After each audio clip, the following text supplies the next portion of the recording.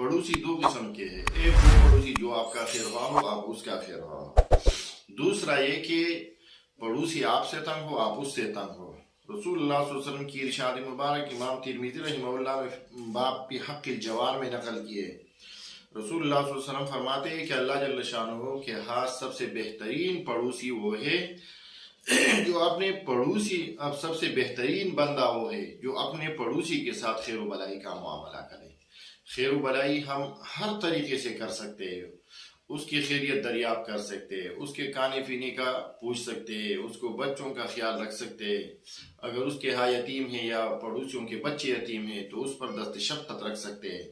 لہذا ہمیں خیر خواہ پڑوسی بننا ہے، شر خواہ پڑوسی نہیں بننا ہے، کیونکہ اللہ جل شانہ کے نزدیک بہترین پڑوسی وہ ہے جو اپنے پڑوسی کا خیر خواہ ہو. بہترین بندہ وہ ہے جو اپنے پڑوسی کا خیر خواہ ہو. دوسری قسم کی جو پڑوسی ہے وہ بدترین پڑوسی ہے. ابو ہریرہ رضی اللہ عنہ کی روایت امام مسلم رحمہ اللہ نے نقل کی ہے.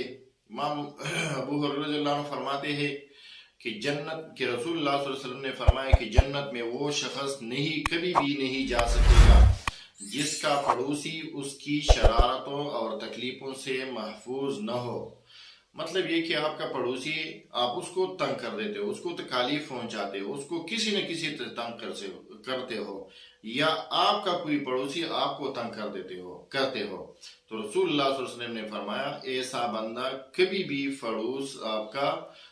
ایسا بندہ کبھی بھی جنت میں نہیں جا سکتا.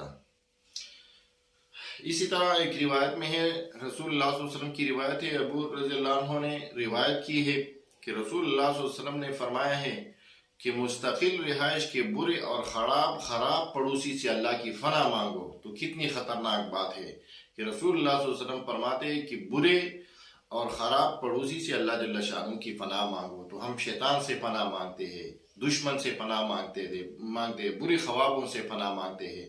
لیکن اللہ کے رسول نے یہ بھی فرمایا کہ آپ برے اور خطرناک پڑوسی سے بھی اللہ کی پناہ مانگا کرو.